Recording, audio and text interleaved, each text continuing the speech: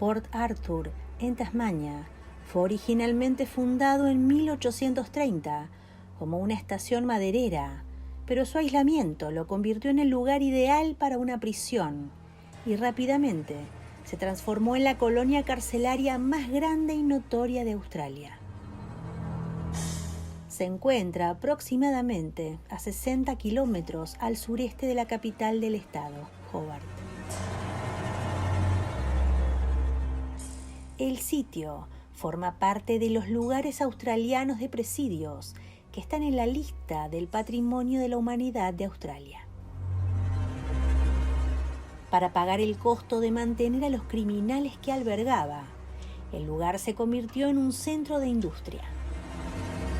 Las industrias penitenciarias, como la construcción de barcos, la fabricación de zapatos, la herrería de metales y la fabricación de ladrillos, florecieron en este lugar aislado.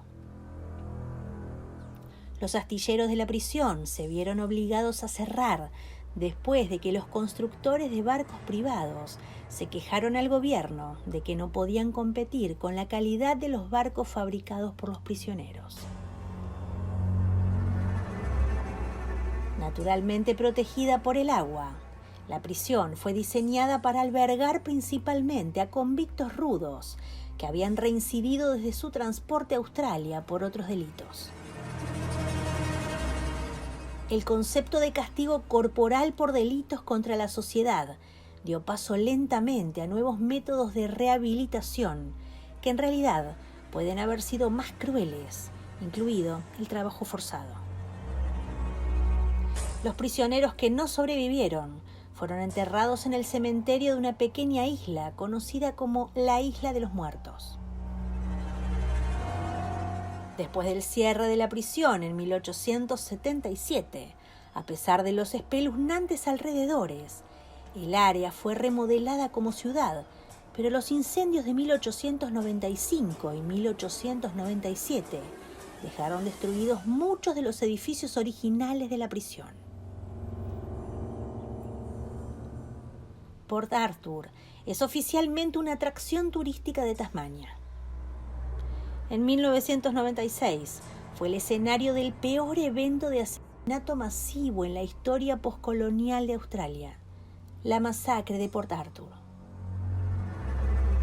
El 28 de abril de 1996, Martin Bryant acabó con la vida de 35 personas, de las cuales 4 de ellas eran menores de edad, e hirió a otras 23 antes de ser capturado por el Grupo de Operaciones Especiales de la Policía de Tasmania.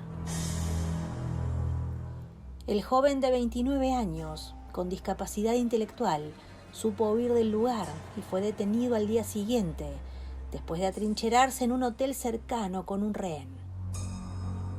Para cometer los crímenes, se valió de fusiles semiautomáticos que había comprado sin licencia, algo entonces posible porque Tasmania era uno de los estados más permisivos con la tenencia de armas.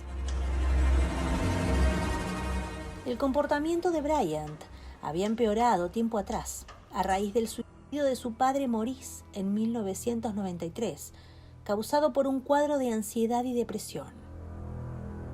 Meses antes, este había intentado comprar un pequeño hotel llamado Seascape, ubicado en la villa de Forsett, pero su oferta no pudo competir frente a la de los empresarios hoteleros David y Sally Martin. En un primer momento, Martin Bryant utilizó el dinero de la herencia de su padre para hacer viajes al extranjero y coleccionar armas, pero con el paso del tiempo llegó a cultivar un odio contra la sociedad agravado por el consumo de alcohol y la frustración por no poder adquirir el hotel que su padre había anhelado.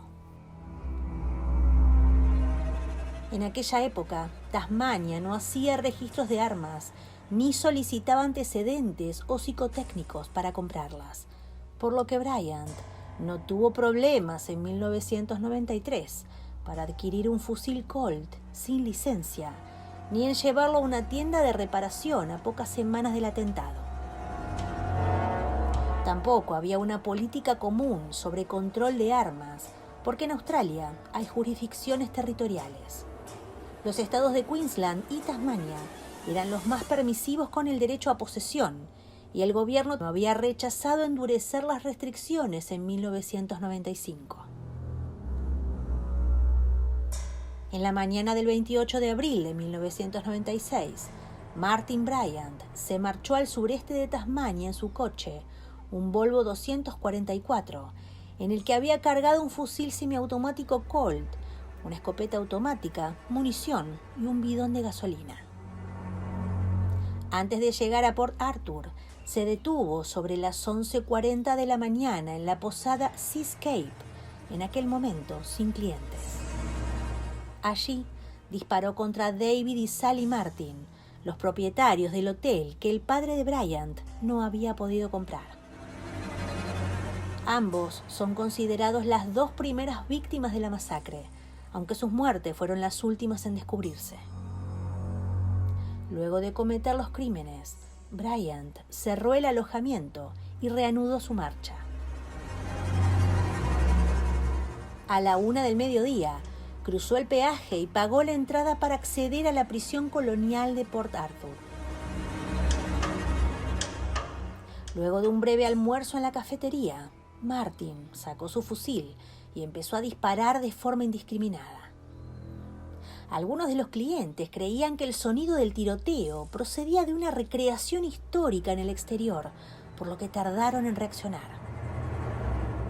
Algunos de los empleados pudieron escapar y alertar a los turistas de que se estaba produciendo un tiroteo masivo. Sin embargo, el perpetrador optó por dirigirse al aparcamiento y disparar contra varios autobuses turísticos que acababan de llegar.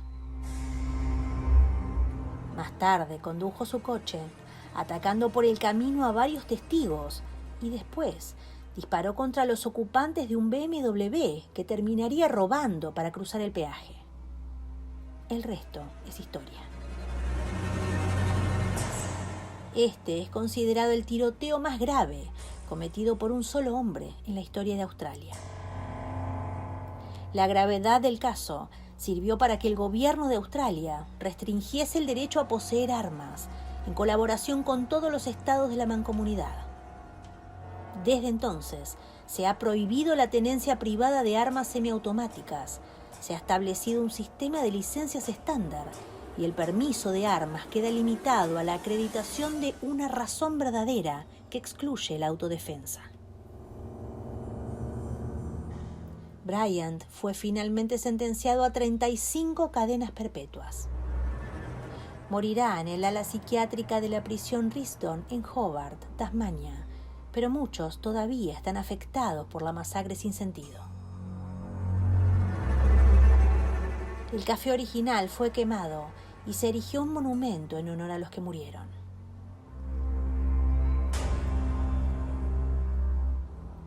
La entrada a Port Arthur incluye un atractivo museo interactivo y acceso a la mayoría de las áreas a pie. También hay un buggy que recorre las rondas y elimina la necesidad de caminar demasiado.